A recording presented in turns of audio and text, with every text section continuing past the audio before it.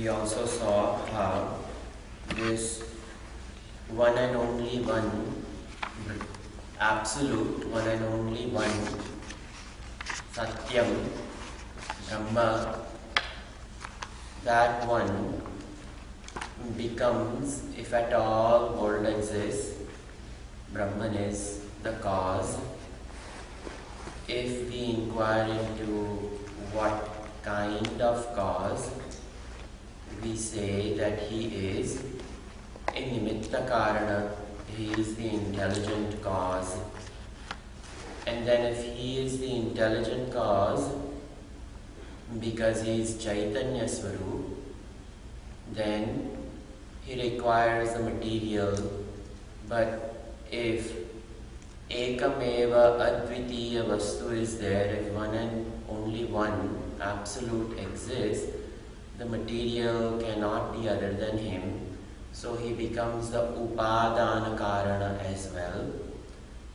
So he is the material cause, he is the intelligent cause, he is the material cause. And how does he make it? He is the very instrumental cause as well. So that Brahman becomes Abhinna Nimitta Upadana Karana. That one Brahman itself is non-different, intelligent, material cause of the universe. And that Brahman was discussed, that Brahman is discussed in Mantra 2 as Divya, Amurta, Purushaha, Bahyabhyantara, Hyajaha. And we saw by all these things that if he is the Abhinna Nimitta Upadana Karan, he alone is, then we saw the ideas that in creation, when something is created, something can modify itself, the cause can modify to become the effect, and when the cause modifies itself to become the effect, in the case of when gold becomes the gold ornament, the goldness remains. But when the milk becomes the yogurt, the milkness is forever transformed into the curdness, and it is a one-way street, it cannot go back. But can it be like that over here? No. Why? Because Amurtaha, he is formless, and he ever remains formless. And that formless, that which does not have any parts, Niravayavatvat, because there are no parts, there is no modification. That was what was implied. And Purnatvat Purushaha, he ever remains complete, and he fills up whatever is there. He fills up the entire universe, and that is the Purnatva. And Puram Shete, and he, in each one of the effects, he alone is the one who finds himself resting in it. So he is the Adhishthan of everything. And Bahya Antara, these boundaries of inside and outside are created by the effects.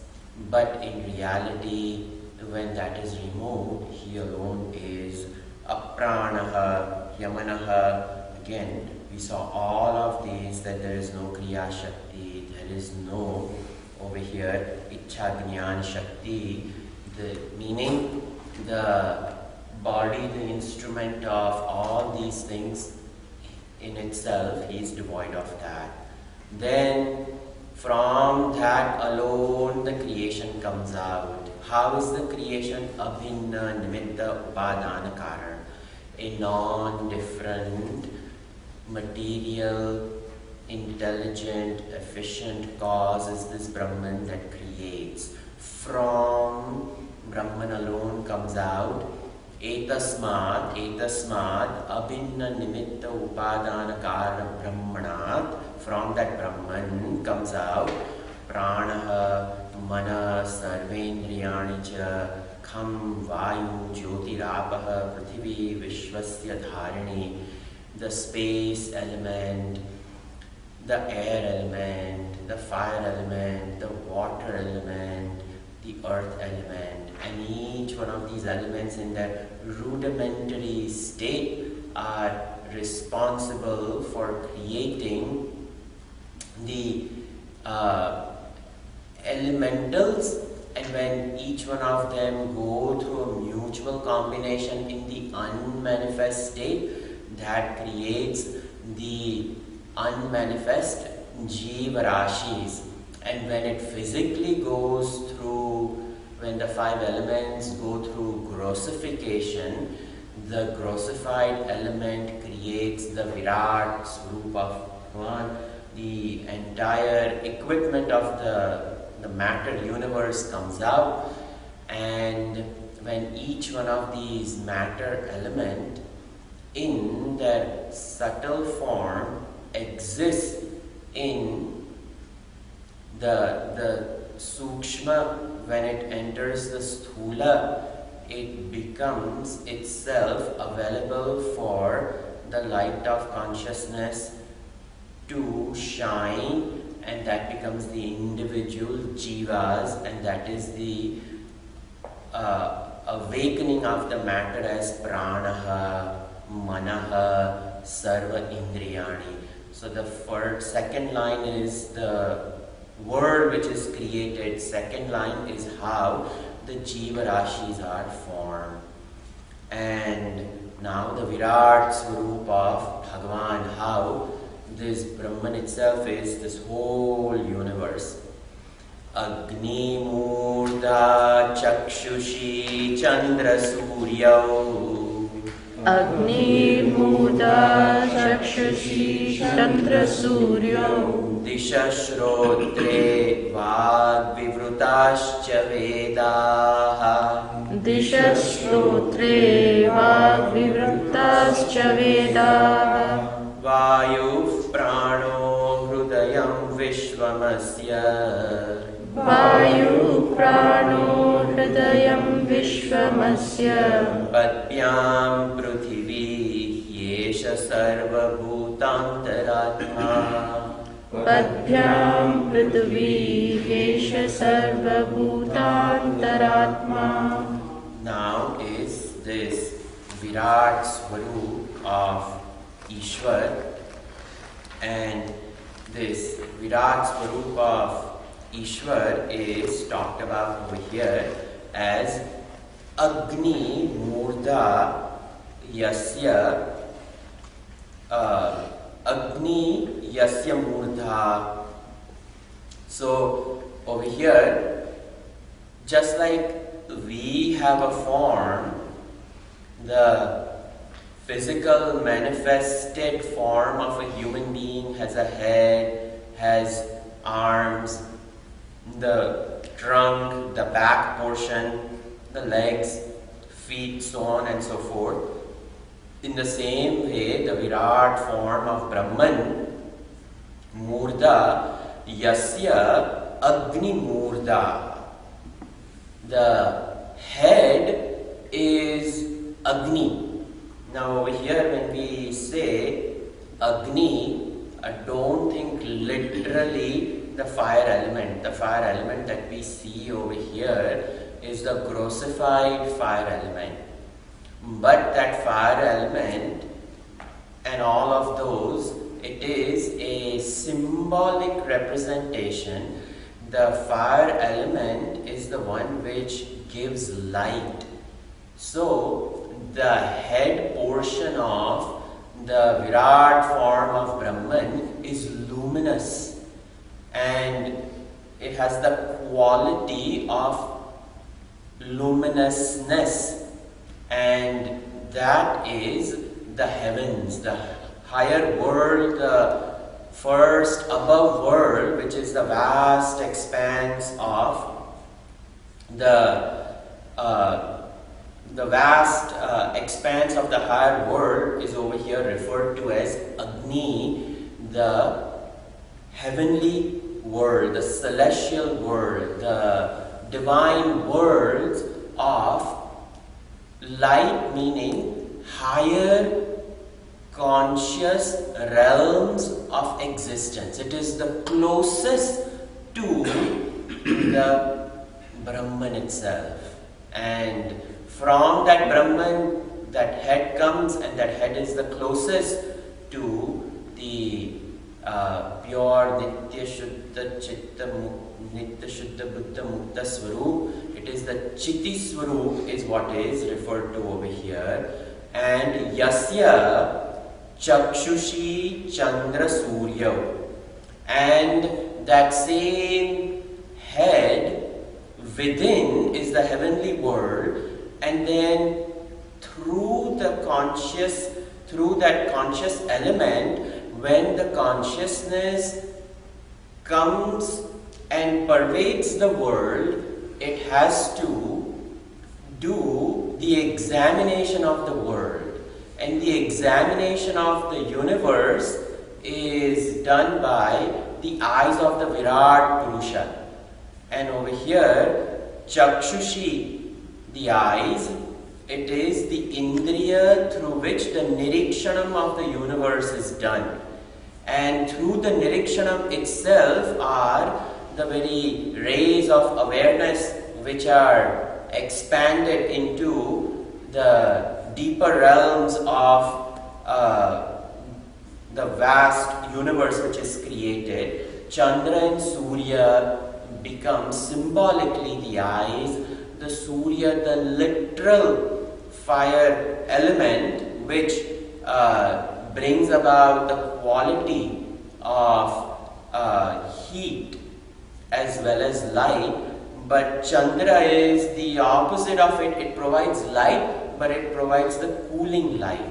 So both type of drashti becomes the complete drashti.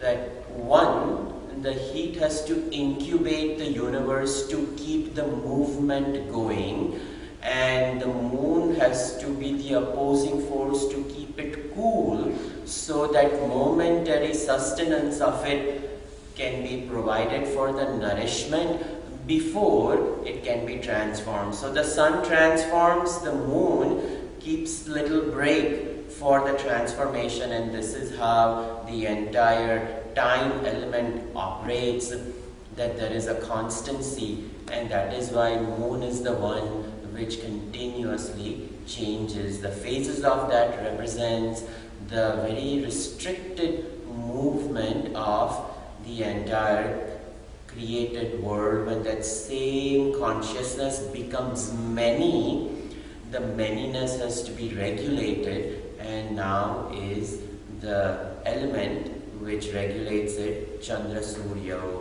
Disha Yasya Shrotre. And the Disha, the vast expanse of the element of space, and all the directions become the very ear. So the eyes are the ones which fill up the whole universe with the conscious element of this Chandra and Surya, and now comes the very ear element where the word is captured, and it is the ears which are capable of hearing. But the hearing is impossible without the space element. So the space element is now created. So the time and space, again, these are very symbolically, in an esoteric way it is mentioned over here, because these mantras have to be contemplated upon. It is not literally something which is provided. This is to keep the mind and the intellect churning, so that the mind and the intellect can enter its very source. That mind and intellect can expand into the vast expanse of this entire universe. So the subtlety of the equipment is captured through this. Disha yasya shrotre. All the directions are the very ears of this Virat Purusha. Yasya vag vivrutascha vedaha. And the actual release of the sound is none other than the very Vedas. So many people have issues with Vedas, that how come the Vedas give such type of injunctions, there is so much injustice to women, to certain people, to this, without knowing the full purport behind the Vedas, which is the very word of Bhagavan. Prematurely, we criticize something without knowing it. It is not befitting of the human intelligence. Not just that, but the cosmic intelligence, because ultimately this intelligence is just a part reflection of the higher. And only when I understand that part is only limited because of the equipment, but when I identify with the higher and the equipment itself drops, I realize I'm not a part reflection, I am. But who will tell me that? Who is the guide for me to reveal to me that I'm not this limited, but I'm the vastness? Only He alone is the authority. So His words become, and each religion says the same thing. In the beginning was His Word, and Word was one with God, and God was Word. Each religion has the same understanding that the words themselves have power, the words have an origin. If my words have the origin in this locus, there has to be a cosmic word, and the cosmic word is captured in these scriptures, and we call these the revelations.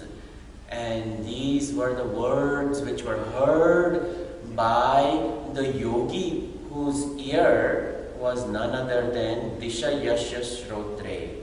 His ear was no longer capturing the gossip of the society. The ear of the yogi was capturing the gossip of the universe. And the gossip of the universe is the Vedas. And that is Vag Vivrutascha Vedaha, Vayu Yasya Pranaha, and the very movement of the very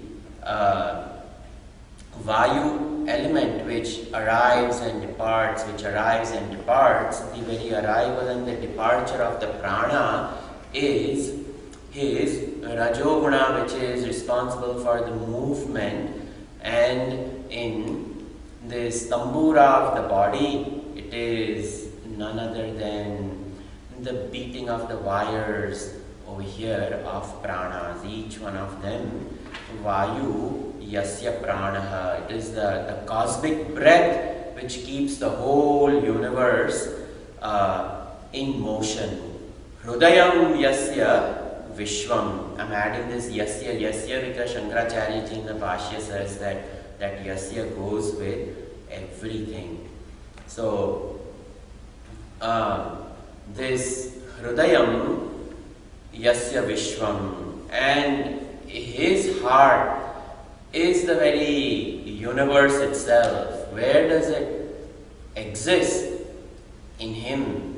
And that is Antastam Yasya Vishwam Suranarathagago Bhogi Gandharva Daityaihi. And that is the very description in each one of these Virat forms in Vishnu Sahasranam. It starts with the very cosmic description of Bhagavan. Yeah, we say Kshiro Danvat Padeshe Shuchimani Vilasat. Yeah, he is in this very Kshira Samudra, lying on this bed of serpent, Mother Lakshmi ji by the feet, and from the Navi rises the cosmic mind. And then the very next shloka itself, Antastam Yasya Vishwam. The first one says, he is the very beautiful form, the universe, And in this universe is the Vishnu. And the second shloka comes to negate what the first one says. And no, the Kshira Samudra and all those things is for the mind who could not understand. But the second one comes and says, no, the whole thing is within him. It is not that in his Nabi there is some Brahmaji sitting. The whole thing is within him. So to reconcile the first shloka of Vishnu Sahasranam Dhyanam and the second shloka of Vishnu Sahasranam Dhyanam, the Jnana. And that alone allows us to understand both the manifest and the unmanifest, and how each one of them is from a different drashti. It requires a very subtle mind and intellect. The equipment has to be prepared to see. What do I see? Do I identify with the first shloka or do I identify with the second shloka? Well, it depends upon how the equipment is. If the mind and intellect are a little bit stool, then I like the whole description that there is a milky ocean and there is a snake and there is a Vishnu with 4 hands and all of those things, because gross. But the minute the buddhi and mind they start elevating in its subtlety, then we realize the whole universe is him. It's a different type of understanding. And then comes, in him exists all these 14 worlds are not something there. All this is everything. Chitram Brahma Tribhuvana Vapusham Vishnu Nisham Namami. Now the Tribhuvana becomes his Vapu. It becomes his body itself, the whole world. Before, in the Samudra Sagar is his body. So we have to reconcile all those things. From which standpoint am I seeing? So now Vayu Prana Hridayam Yasya Vishwam. And same thing in Rudram. Same thing is said. Apatal Vaskalant Bhuvana Brahmandama Visvurata Jyotis Vartikalinga Mauli Vilasat. All those things. Nakshatram Pushpamalyam Grahagana Kusumam Trinetram. All the nakshatras, they just become the very Pushpamalyam Grahagana Kusumam.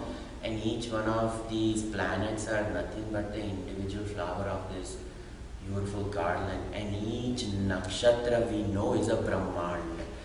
And there are several stars which are put together in one constellation, and each one of the stars is a massive Brahmand.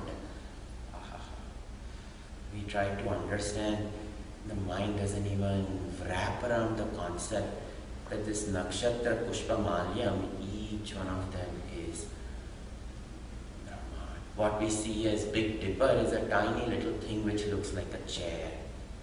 There are 7 Brahmans, and within each one of them, what we don't see are innumerable Brahman which the eye cannot, or the Hubble telescope cannot even capture. So in that one nakshatra, there are Ananta Koti Brahman, and there are 360 degrees around. Concepts we cannot understand. That is Hridayam Yasya Vishwa. This is Padbyam Pruthivi. And where does he stand?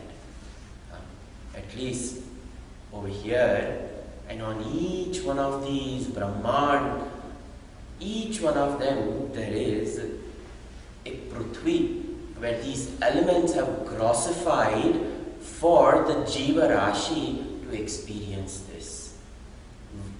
Who experiences? Where are the locus of experience? Prithvi. That is where the gross elements and that subtle within, the sport of the entire cosmic universe, the sport of Brahman, the universe, he himself has to enjoy his own universe. Who else does he create for? There is no second person he creates. So how does he enjoy these multitudes of universe? In each one of these he puts one Prithvi, and through that the subtle can come to enjoy the gross. And wonder of wonder is the one who comes to know that it is that, and yet I am trapped in it, but I am not really trapped. And such is the wonder of a wonder. Only one who enjoys the Brahmand is a Jnani, self-realized soul. The one who says, this is my sport. For such person is the Visheshata of Brahmand and Vividhata of Brahmand. So, Padbyam Prithvi, the very feet of the Virat Purusha is this Mother Earth. Yesha Sarva Bhutantaratma, and in all these beings, He alone is there.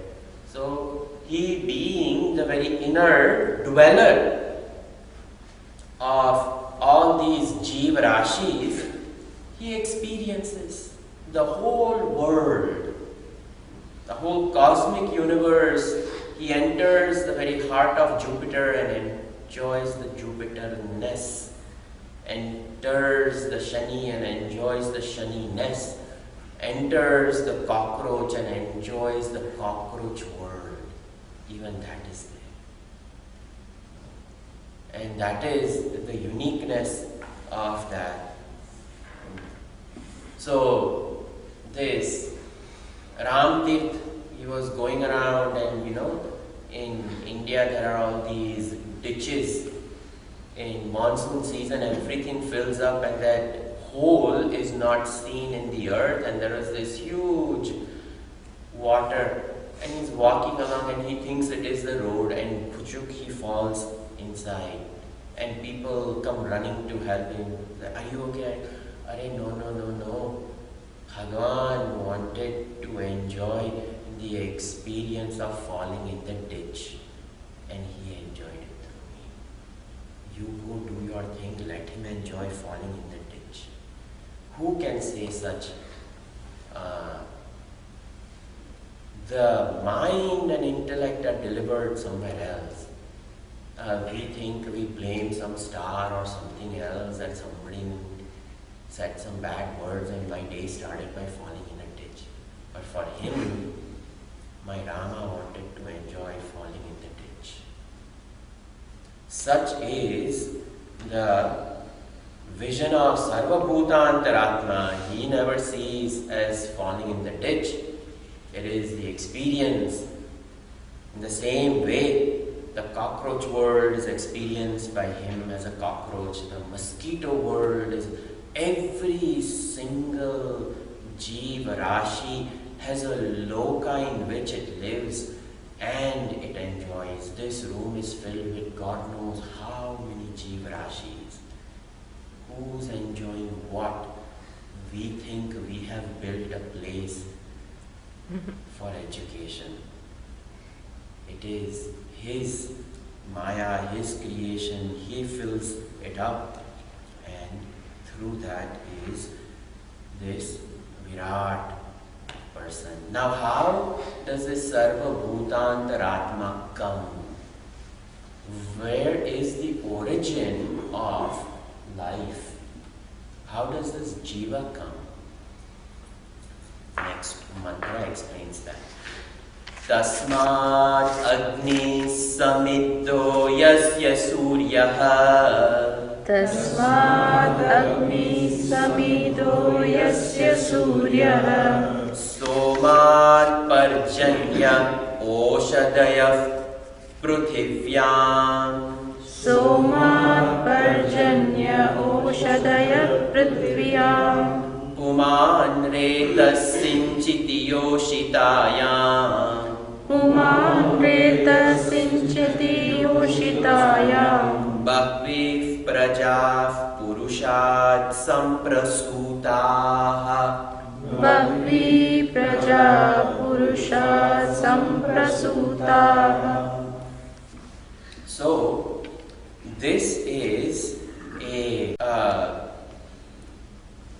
very esoteric mantra, and mantra is further elaborated.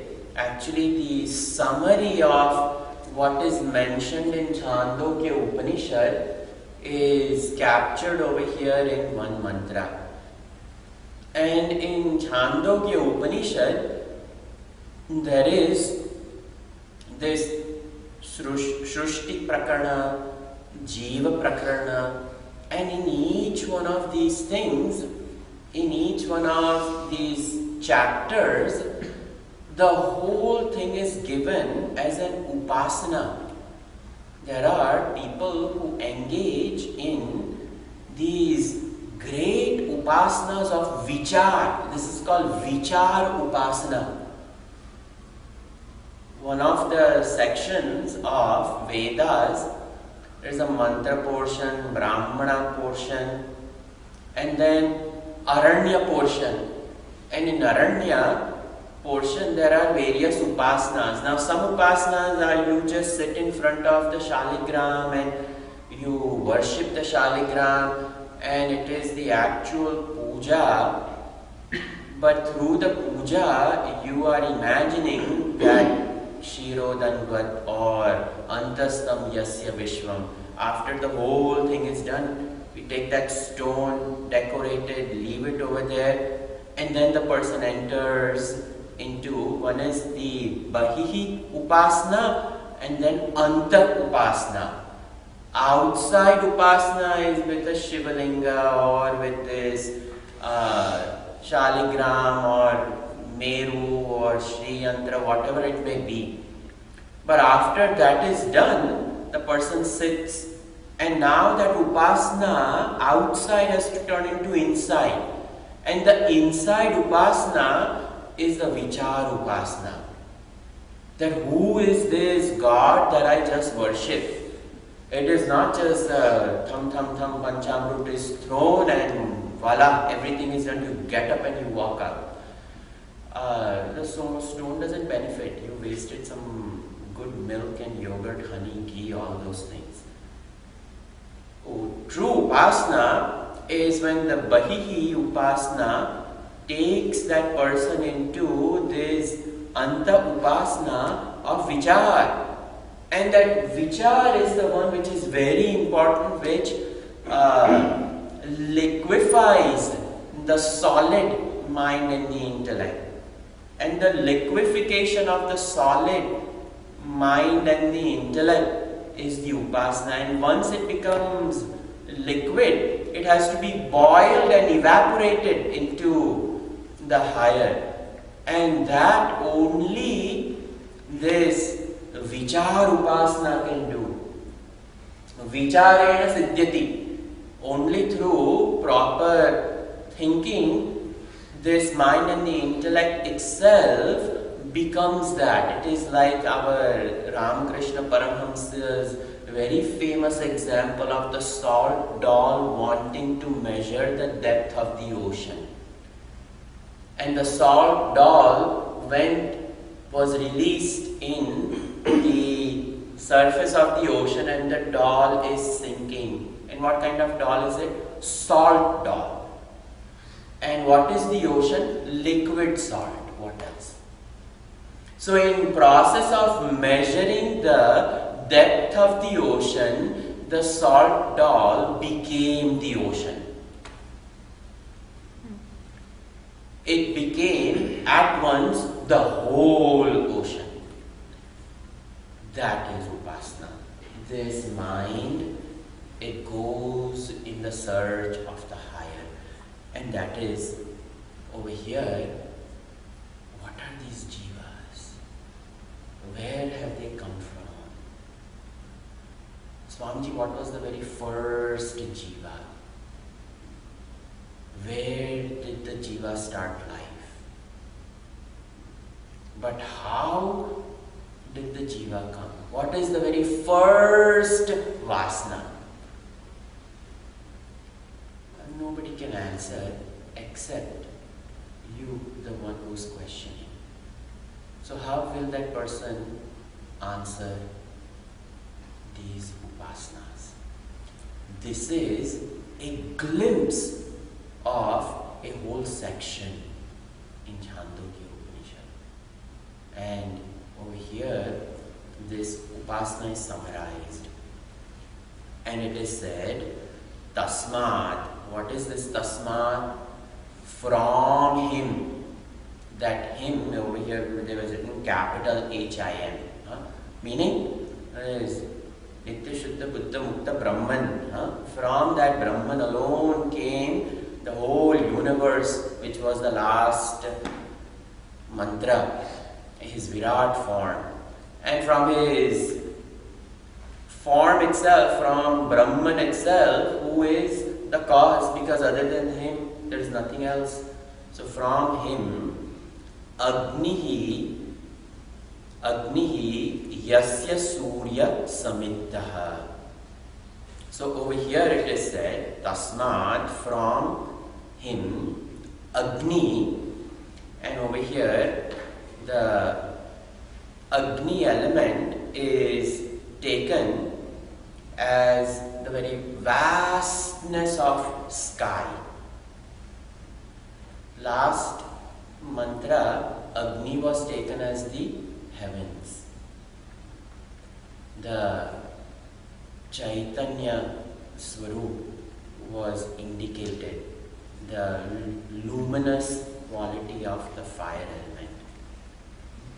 Over here, the Agni, which is in the junction of the five elements, it is the smack center.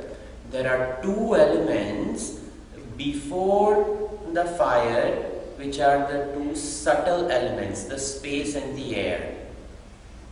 And there are two elements after the fire, the water and the earth, which are sthul. So two elements are sukshma and two elements are sthula. And Agni is in the center. And Agni is the junction between the Sukshma and the Sthula. And that which is in the junction enjoys both the subtle as well as the gross. And that element over here is symbolically representing the different types of joys which can be experienced starting from the subtlemost to the grossermost. And it is upasana, this is to be imagined, this has to be thought of. It is an upasana which is done, meaning it is a vichar upasana, it is a thought process given to a student and said, you go think about this. And the student goes to the forest, he has taken the cows of the teacher, grazing, the cows are grazing, he is sitting, doing what? Not shooting some birds or anything, he is sitting over there and thinking, how has these jeev rashis come? What is the source of these cows? The grass that they are eating, the stone I am sitting on, the tree which is providing shade. And who is thinking? And what is thinking? It is the mind which is thinking. What is the nature of the mind? It is subtle. And what is it thinking about? What is gross? How is it thinking? With thoughts which are even subtler. So this represents a junction between what is sthula and what is sukshma. The vichar is sukshma and sthula is the object. And the object is seen, felt, tasted, touched, smelled. So this mind is the movement of the fire element is now taken as the vastness of the universe over here. Tasmad Agnihi Yasya Surya Samittaha. In this vast expanse of creation. Creation exists where in the space. It has to start somewhere. And where does it start? In the space. And what is the catalyst that starts the entire creative process? The sun. And the sun, what is sun? Samidda. What is samidda? It is a fuel. So over here, the samidda, the ablation of the fuel of the sun itself in the vast expanse of this created space is the origin of life. Sun is the very first element over there, which is symbolically over here referred to as the heavenly world. So life starts up above in this huge expanse. There is a locus in this vast expanse of fire, which is space element, tasmad agni, in that space element, because locus is required. So the locus is space, and in that space there exists a sun which is pouring its fuel. Where is it? In the sun. So the sun represents the higher worlds, and from there comes Somad Parjanya Oshadaya Pruthivyam. So from there, from the sun is itself this moon. A moon, we know science also says that matter which was released by sun eventually cooled and it became solidified. And that som itself, the light of the sun shines onto this moon, and that moon also has the same qualities as Surya, except the heat is removed and cooling is there, the rays are there. So that Som arrives. And then from the Soma, Parjanya. Parjanya, the Med. What is that? The clouds. And the clouds are created. And the clouds over there, they finally cool down. And from the clouds come out Parjanya rain. And the rain eventually hits the earth. But in the Parjanya Pruthivyam, and then in this Pruthivi, that rain enters the rudimentary life forms. And what are those? The rudimentary life forms which are created on this earth are none other than plants. And the plants are consumed by other living beings. And when the other living beings consume these plants, the plant itself modifies into the essence of the body. And the essence of the body is none other than the sperm and the egg. Because the essence of this body becomes distilled and it becomes the very fragrance of the next life, which is the sperm.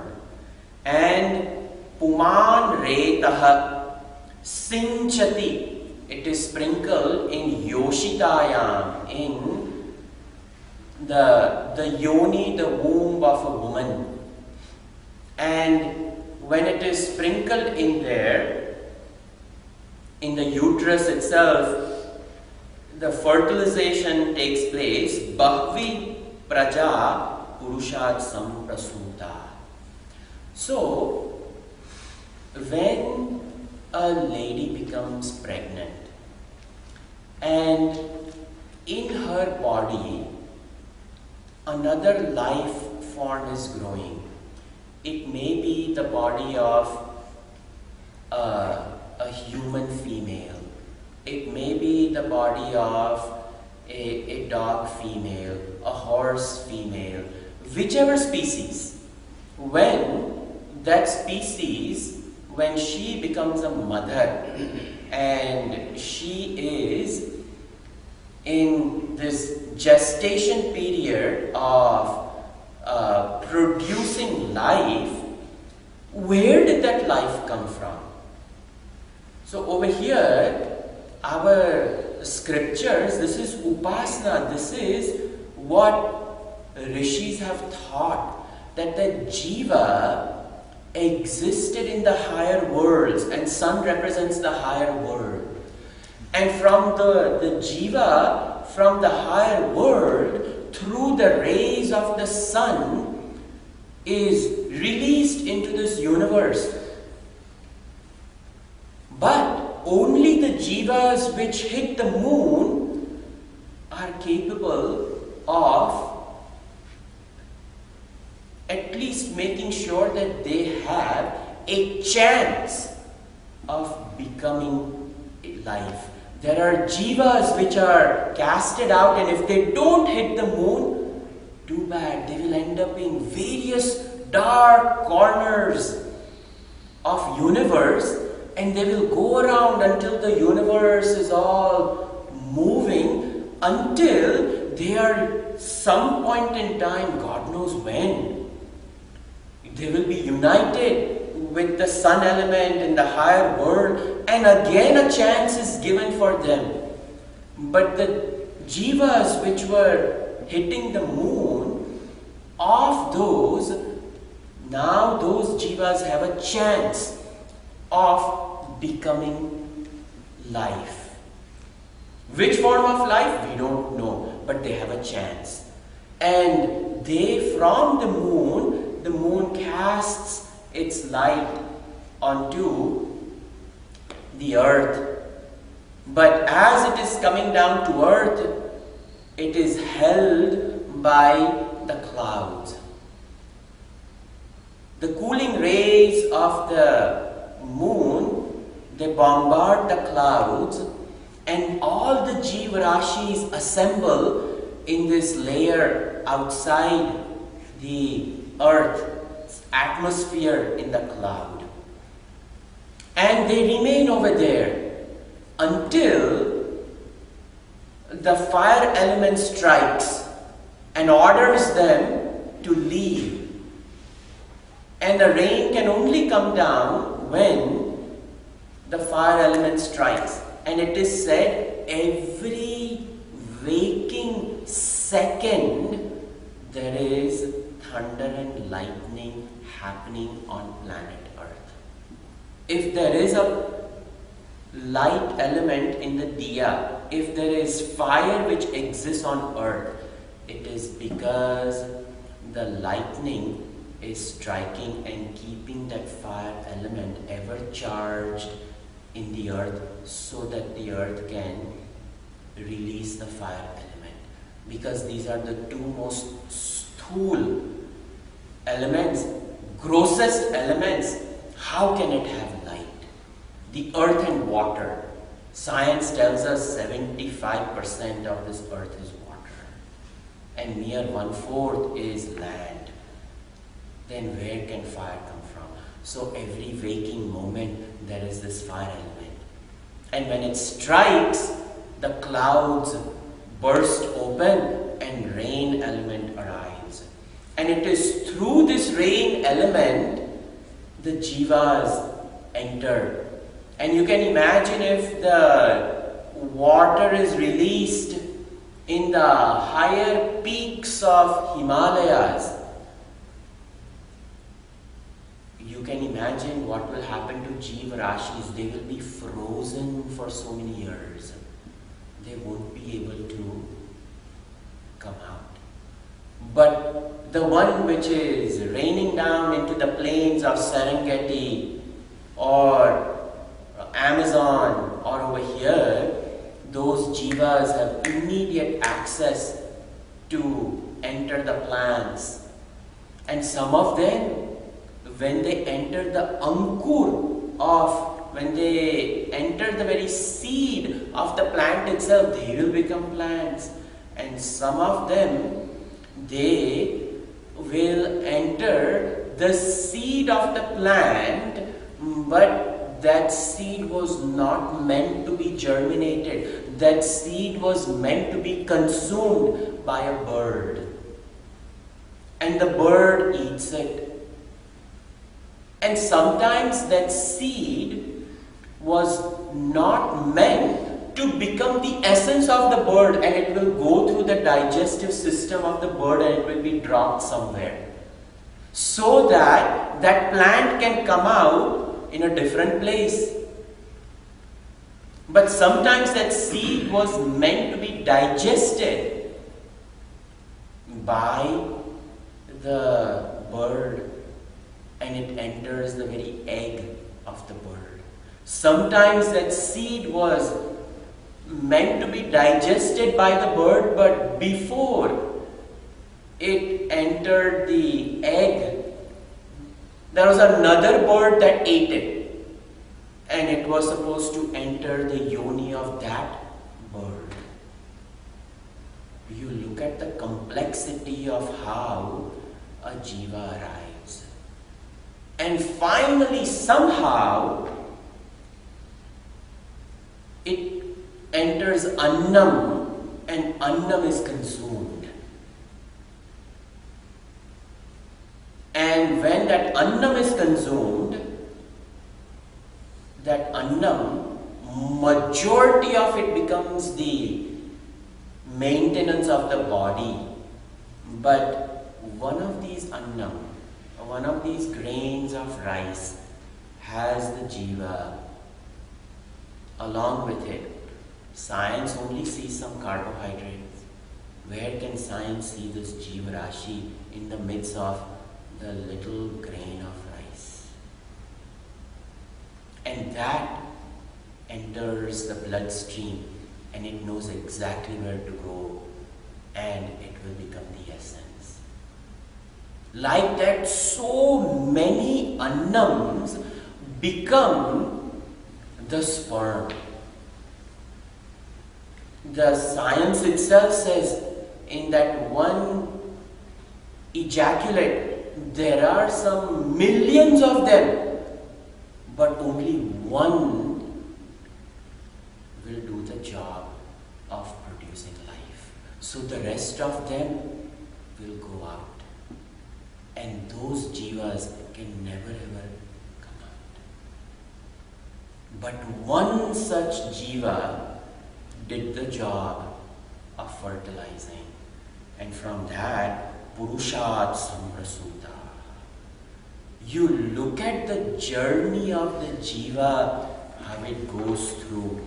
Now when somebody does such an upasana of how this perceiver, feeler, thinker has arrived in this equipment, it is wonder of wonder. How the jiva has traveled from Brahman, released when, where, and what all places it has gone through. And when it arrives as a human being, and when that human being with some, God knows what type of blessing, finds a teacher, and this is introduced, and only that jiva can do this upasana of thinking about the universe and enjoys the universe. The rest will come, breathe like all others, and leave without having a clue of what this universe is. Manushyanam sahastreshu kaschit yatati siddhaye. One rare will put effort, and of those rare who make an effort, that one will become a Jnani Purusha and will see, ahaha, fell down because Rama wanted to enjoy falling down. One such rare person connects with the cosmic reality, and only the cosmos is meant to be enjoyed for that person and for nobody else. For the rest it is suffering. For the rest who cannot do any type of contemplation on the Jiva Rashi and the privilege of this birth and the divinity of the time bestowed upon this person to think into the far implications of the universe. What to say? This is the Upasana of the Jiva.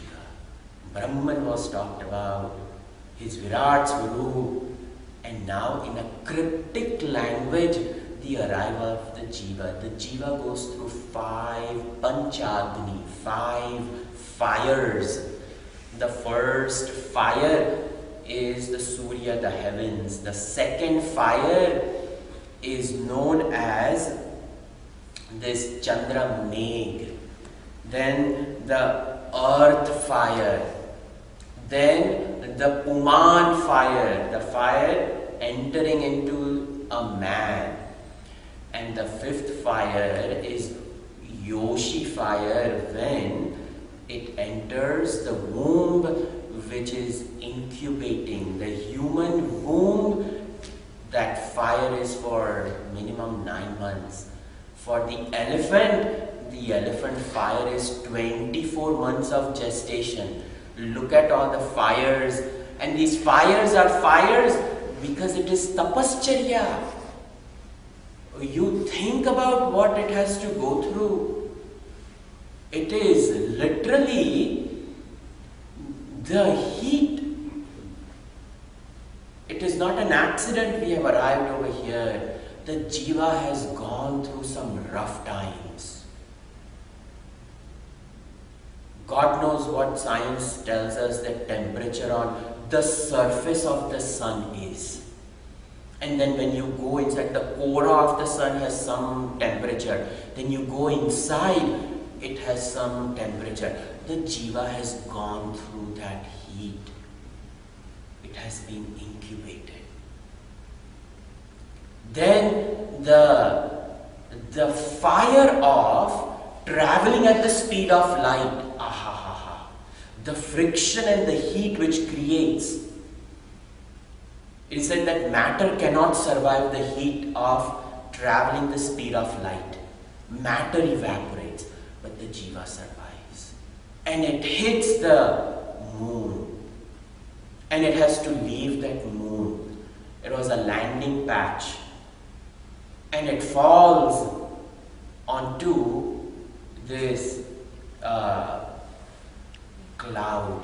The cloud captures it. Again the lightning strikes, and science tells us the lightning temperature is some 2400 degrees centigrade. That one split lightning, we can see it can split open a giant tree or take off, lights for a whole village, city. Some enormous amount of voltage. And it finally enters. And it is cooled by water. Only to enter the heat of body again, somebody's body. And it goes through and it doesn't make it.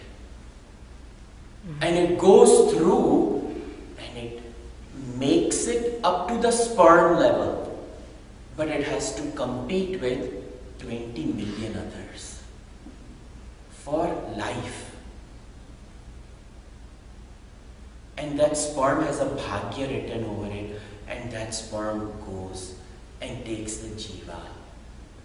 And that Jiva is now incubated for 9 months, another heat.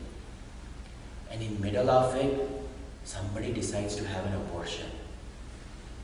Then what? Our Shastra, abortion is went through for getting life. This is the autobiography of how the Jiva arrives. Worth thinking.